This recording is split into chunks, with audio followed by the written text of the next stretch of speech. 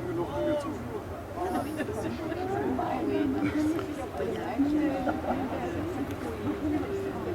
Vous avez passé pas mal de temps au soleil. D'abord, comme je dis, j'ai aussi une très jolie appartement à Bordeaux, mais finalement on a dit c'est peut-être une meilleure idée de le faire où ça se trouve des choses que je vais parler. Voilà.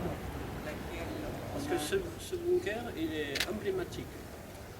Parce qu'il porte une plaque commémorative qui raconte en gros une rude bataille.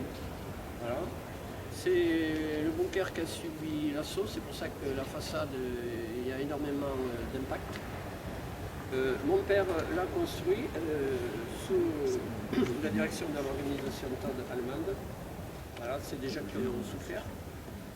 Donc, et c'est le premier que j'ai désensablé. Mesdames, Messieurs les représentants des autorités civiles, cher Monsieur Lescorce, Mesdames et Messieurs, je voudrais tout d'abord vous souhaiter la bienvenue à toutes et à tous. Je tiens particulièrement à remercier Monsieur Pintade, le maire du Soulac, de nous avoir gracieusement mise à disposition la salle Notre-Dame à Soulac. À nous, et maintenant, serions retrouvés en cas de pluie. Heureusement, je crois qu'on va probablement avoir de la chance. Peut-être on va avoir quelques... mais ça ne fait rien. Je suis très honorée de pouvoir nous réunir ce soir à la première casemate de la batterie côtière Les Arreaux, puisque ce lieu de mémoire historique est le cadre parfait pour accueillir l'événement particulier que nous allons célébrer ensemble. Nous allons en effet avoir le plaisir de partager un moment très important, la remise de la médaille de l'Ordre de mérite de la République fédérale d'Allemagne à vous, cher Monsieur Lescorce. Je souhaite tout d'abord faire un bref tour d'horizon historique de la France en guerre afin de poser le contexte. En juin 1940, les troupes d'invasion de la Wehrmacht allemande rentrent en France. Le 14 juin, elles occupent Paris. Très rapidement, elles investissent le littoral atlantique ainsi que tous les ports afin de contrôler le trafic maritime. Entre le 20 et le 25 juin, elles arrivent jusqu'en Charente-Maritime. Le 26, après la traversée de l'estuaire de la Gironde avec le bac Cordouan, elles sont au Verdon-sur-Mer. Le lendemain, à Soulac, elles commencent l'occupation de pratiquement toutes les résidences secondaires ainsi que celles du fort français des Arreaux abandonnés par l'armée française. Leurs objectifs sont précis, neutraliser l'entrée de l'estuaire avec des mines flottantes et fortifier la Saône. Cette fortification fait partie du mur de l'Atlantique qui s'entend sur 4500 km de la côte de la Norvège au Pays Basque espagnol. En effet, moi je suis assez souvent à Oslo et là-bas il y a aussi encore des bunkers. Sur une durée de 2 ans, 350 000 hommes de nationalités différentes, la plupart des travailleurs forcés, construisent 15 000 bunkers. Le 10 février 1944, le maréchal Erwin Rommel, et j'ai connu son fils, qui était maire de Stuttgart, inspecte les installations et décrète que les batteries de côte sont opérationnelles. L'été suivant, à la libération du port de Bordeaux, le 28 août 1944, les troupes allemandes se réfugient dans la forteresse des Arreaux. Elles capituleront le 20 avril 1945. Les pertes françaises sont lourdes. 400 morts ou disparus et environ 1000 blessés. Côté allemand, 600 tués, 320 blessés et environ 3000 prisonniers. De nos jours, près de plus de 200 de ces bunkers sont encore intacts, épargnés par l'érosion marine, mais aussi par les bombardements des Alliés. Cher Monsieur Lescorse, sous la quai de naissance, vos souvenirs d'enfance remontent à cette période de guerre et à l'époque de l'occupation allemande. Dans vos écrits, vous nous expliquez avoir vécu avec des officiers de la Kriegsmarine, la marine de guerre, qui ont investi pendant 5 ans le Grand Café Riche de vos parents, votre maison natale, pour en faire un lieu de détente pour les officiers. C'est ailleurs du balcon de votre maison natale que vous avez aperçu le 10 février 1944 un gradé de l'armée allemande. Ce n'est en revanche que 60 ans plus tard que vous comprendrez qu'il s'agissait alors du maréchal Rommel. À l'époque, vous aviez surtout remarqué, je vous cite, son foulard blanc et un morceau de bois bizarre qu'il portait à la main, qui se révélait être son bâton de maréchal. C'est également lors de votre enfance que votre père fut réquisitionné par l'organisation TOT, avec à sa tête l'architecte allemand Albert Speer, assez connu, qui lance la construction du mur de l'Atlantique en 1942, avec de nombreux autres Médocains pour la construction des bunkers du Médoc, 350 au total. En 2000, près de 60 ans après, vous décidez de désensabler, nettoyer, sécuriser et vider ces bunkers et d'étudier leur fonctionnement. Je vous cite à nouveau, par passion et en faisant un double devoir de mémoire pour les 1200 morts français et allemands. Pour devenir guide touristique, vous avez étudié le bunker archéologie. Il s'agit de l'étude de l'agencement des vestiges militaires visant à donner des informations sur l'évolution des paysages côtiers, en particulier dans le Doubs. Vous vous êtes en outre penché sur l'aspect technique de tous les modèles des bunkers. Il y en a 700 différents.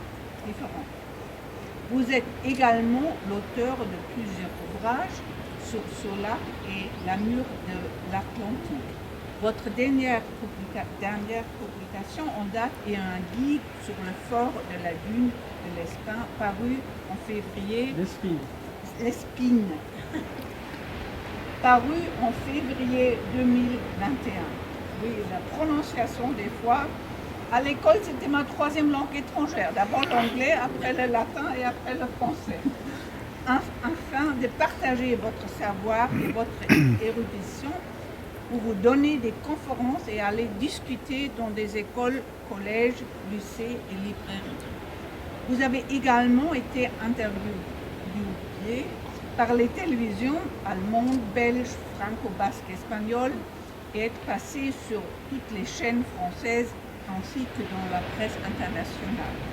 Vous travaillez régulièrement avec l'association franco-allemande Médoc Active, ici. J'ai d'ailleurs eu la chance de pouvoir vous rencontrer récemment à l'occasion d'une discussion autour du sujet des Allemands dans le Médoc. Je dois dire, cette rencontre à cette époque-là, c'était visio. Votre engagement en tant que guide touristique au sein de l'association historique de la Poche du Nord Médoc, bunker archéologue, ou encore comme membre du comité de direction de l'Office de tourisme de Soulac et grand connaisseur du passé de Soulac est remarquable. Depuis plus de 15 ans, vous localisez, nettoyez, désensabler bunker après bunker du mur de l'Atlantique, du sud de la Gironde de Soulac-sur-Mer jusqu'au Verdun-sur-Mer, pour les rendre accessibles aux visiteurs. Vous avez réussi à désensabler 20 des 350 bunkers situés dans cette zone. Malgré votre âge et vos soucis de santé, vous continuez inlassablement à proposer par moments même quotidiennement des visites guidées. Des visites à des groupes scolaires, universitaires ou autres, mais surtout à des touristes venant de l'Allemagne, parfois même avec traduction simultanée en allemand, en coopération avec votre ami Dr. Ulrich Marweg. Tous les ans, environ 4000 personnes de toutes nationalités viennent visiter le lieu. Vous vous engagez par passion, humblement, sans vouloir tirer aucun profit personnel de votre action dont on peut imaginer qu'elle doit être éreintante. Les bunkers qui sont étonnamment en bon état sont des lieux commémoratifs et impressionnants, beaucoup de visiteurs allemands comme français. À travers votre volonté de préserver ces mémorials et de sécuriser leur accès grâce aux visites dont je viens de parler à vos publications, cher Monsieur Lescorce, vous contribuez de manière admirable au travail de mémoire et cela sans recours aux institutions officielles et sans aucun financement public. Cela ne vous a pas empêché de contribuer de façon extraordinaire à donner une image positive de l'Allemagne en France. Je vais désormais procéder à la remise de la distinction honorifique qui reconnaît votre grand engagement personnel que je viens d'évoquer et pour laquelle je tiens à vous féliciter chaleureusement.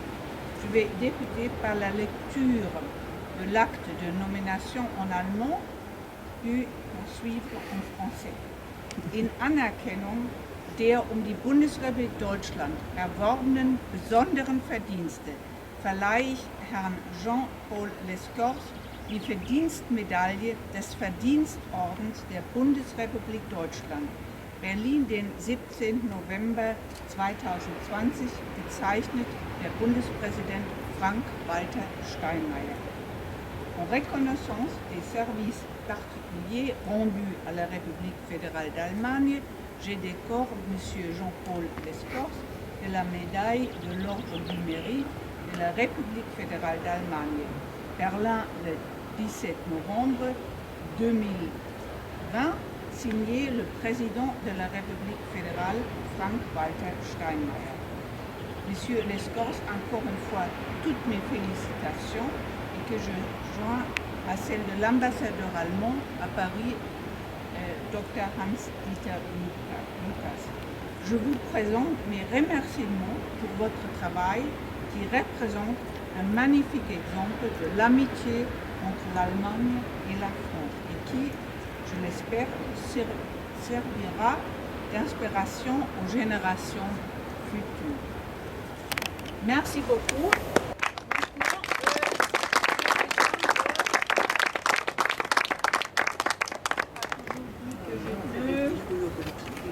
Apparemment, j'ai deux mains gauches.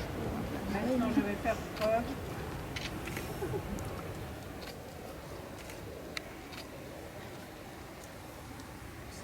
Voilà. Et on va mettre sur le photo.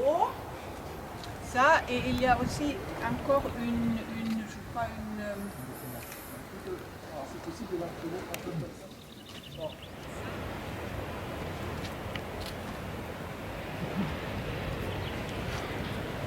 C'est pas grave. C'est lui qui a. Ça, il y a quelque chose ou non. Haben Sie das andere? Ja. Ou un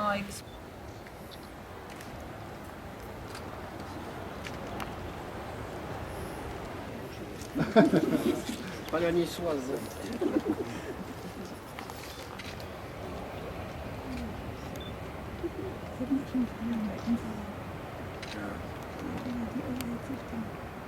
Mais je suis très honoré, pour moi c'est un jour de très grande émotion de recevoir cette très haute distinction.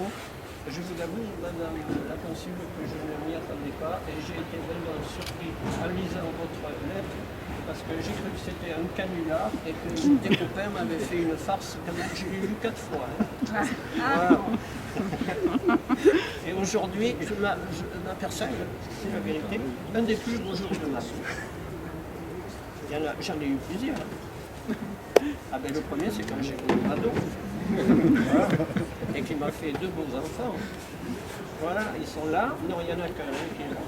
Voilà. Et puis plein de gens qui n'ont pas pu venir ou que je n'ai pas pu inviter parce que on serait au moins 200. J'avais invité tous mes amis. Et mes proches collaborateurs. Voilà. Bon, merci à toutes et à tous. Et vraiment, je suis, au moins c'est une émotion de vous voir ici devant moi. Voilà, vous êtes venus pour ça, pour me voir, et je vous en remercie. Voilà.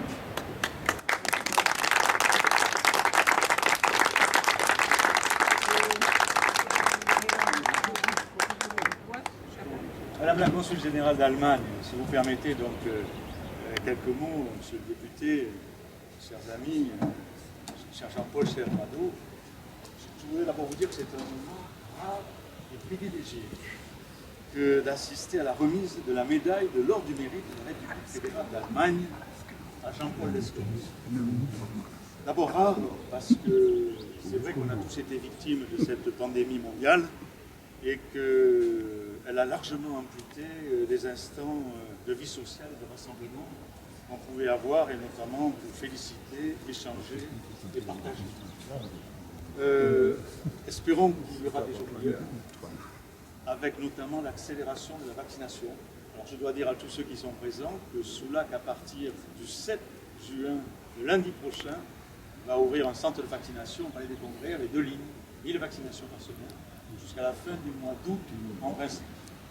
Plus si on peut. Rare ensuite, parce que c'est l'ordre de mérite de la République fédérale d'Allemagne. Alors, je crois me souvenir que c'est en 1951 que le président fédéral Theodor Heuss a créé cette distinction au niveau général en Allemagne. Elle est par conséquent la récompense la plus élevée de votre pays et qui honore les mérites acquis au service de votre pays.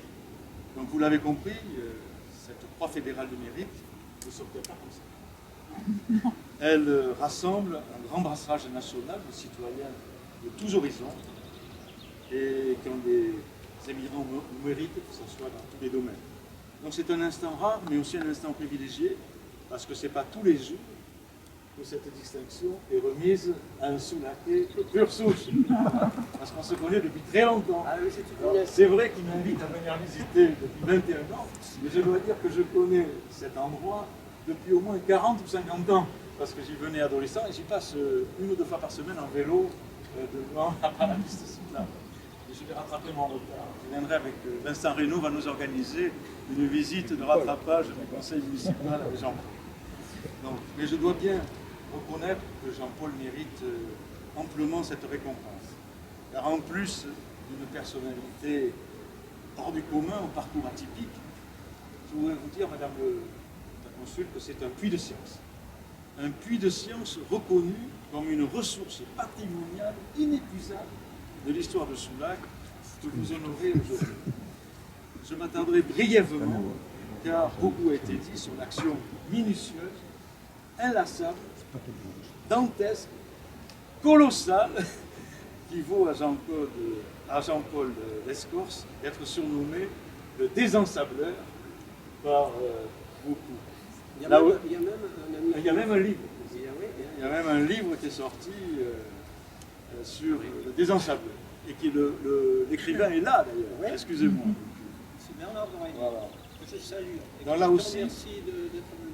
Il faut bien l'avouer, quand il y a 20 ans, Jean-Paul, armé d'une pelle et d'un seau, a entrepris de désensabler la forteresse des Arros et ses bunkers du mur atlantique. Beaucoup l'ont pris pour un fou et un illuminé.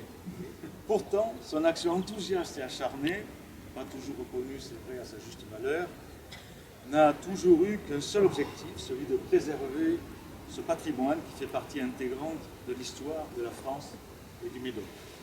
Jean-Paul Lescorse le dit lui-même, désensabler, c'est œuvrer pour ne pas oublier.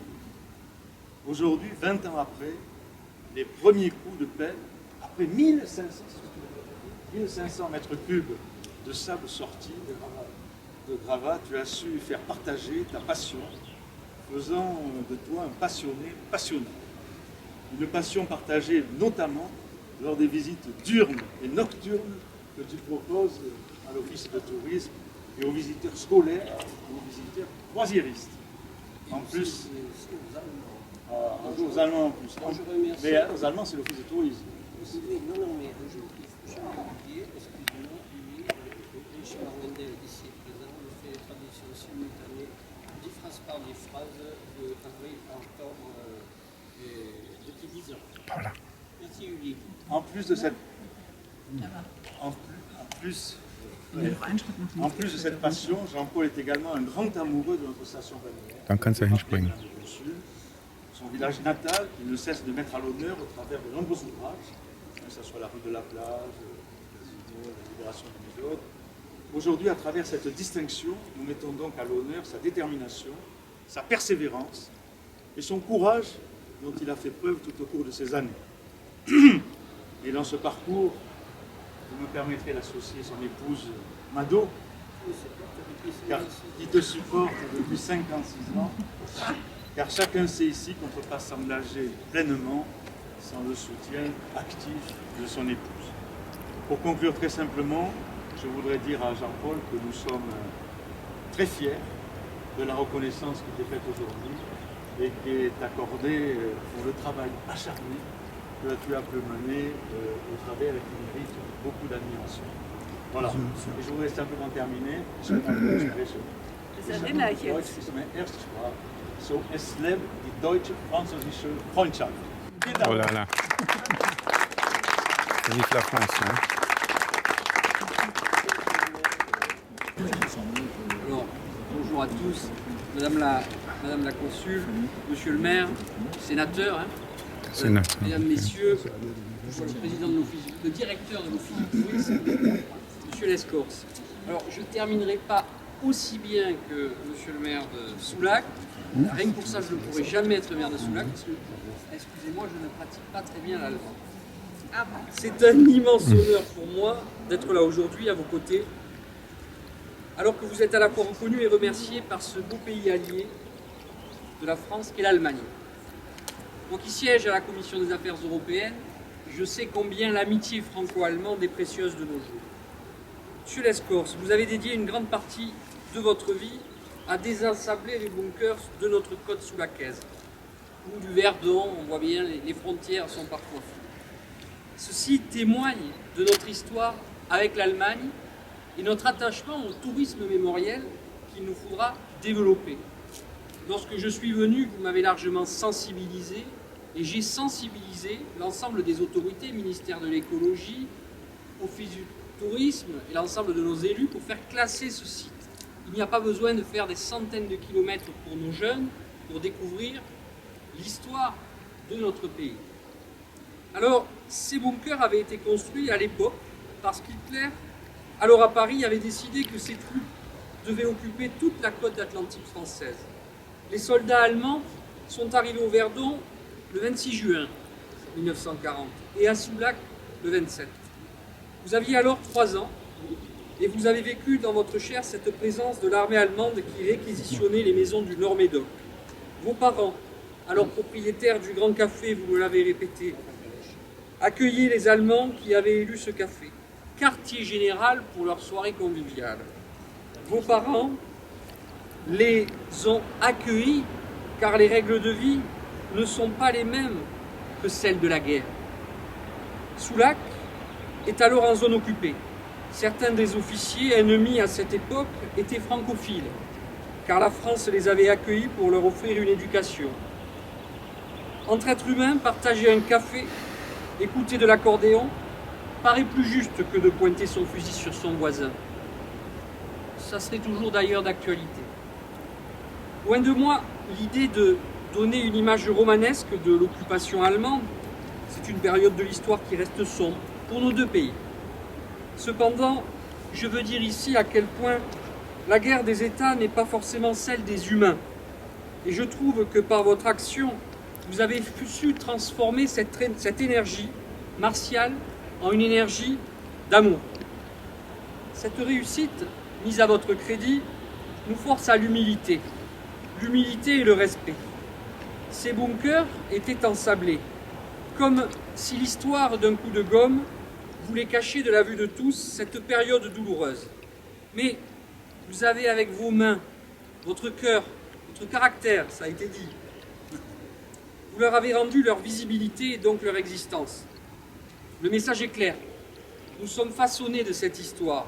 Elle a forgé les habitants de notre côte girondine. Il ne faut pas la renier, mais au contraire, il faut montrer que même lorsque le pire saisit nos vies, il ne faut jamais oublier son versant, la lumière et la paix. Sont toujours des possibles qui ne demandent qu'à être choisis. Votre mission auprès des jeunes, les jeunes générations, votre mission est fondamentale. Elles ont aussi le droit et sans doute besoin de savoir ce qui s'est passé ici, sur cette terre bercée par la mer, si loin du front aujourd'hui. Comment leurs parents, leurs grands-parents ont vécu ce moment de guerre? Dans quel cadre collectif leurs souvenirs s'inscrivent-ils? À quoi ont servi ces bunkers? Comment la guerre était-elle organisée sur nos plages? Vous apportez des réponses et vous montrez que ces moments appartiennent au passé. Aujourd'hui, il convient de prendre soin, comme vous l'avez fait, de ces vestiges, car ils sont un petit morceau de chacun de nous. Le temps est bien à la paix et à la compassion. L'Allemagne est un grand pays qui habite un grand peuple. Vous offrir aujourd'hui l'Ordre national du mérite allemand l'agrandit encore davantage et démontre sa propension à la générosité et à l'ouverture vers l'autre.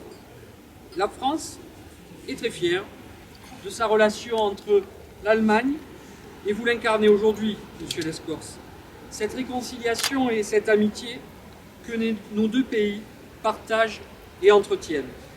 C'est aussi une belle consécration pour vous, votre travail, le travail d'une vie.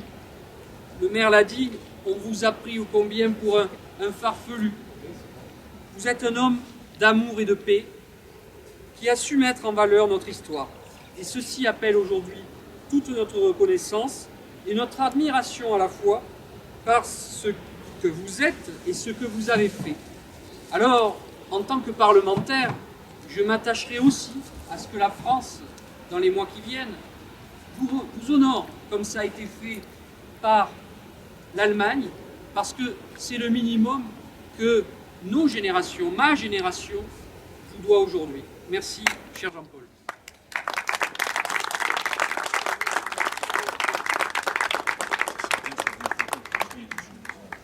Je vais remercier tous les gens qui ont travaillé pour cette remise. Je vais remercier la presse ici présente, le journal du Médoc, le journal Sud-Ouest, mon ami Christophe François, qui a déjà fait une vidéo sur cette batterie d'artillerie. Je tiens à remercier également tous mes proches collaborateurs. Ils sont ici tous présents. J'arrive, Louis, Patrick, et beaucoup d'autres. J'en ai peut-être oublié. J'espère que vous allez me pardonner. Je remercie la présence de M. Penta, maire de Soulac, sénateur honoraire. Je suis très heureux de le voir parce que ça faisait 21 ans que je l'attends. Et donc, comme on dit, il ne faut jamais désespérer. Et j'espère, monsieur le maire, qu'un jour je vais vous voir avec votre conseil au complet municipal. Voilà, et je me ferai un plaisir de vous faire découvrir beaucoup de choses que vous ne savez peut-être pas. Voilà. Merci en tout cas de votre présence. C'est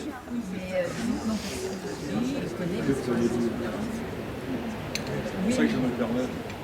Oui, mais bon, à la vôtre. Alors, moi, je vais aller goûter le vin. Oui.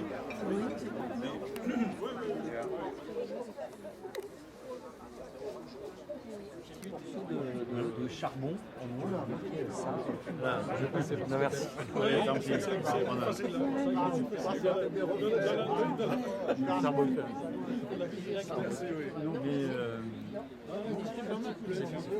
C'est excellent. La matrice de blanc est là, vous nous gâtez. Hein. Merci. Oui, ça me sert. Chez vous,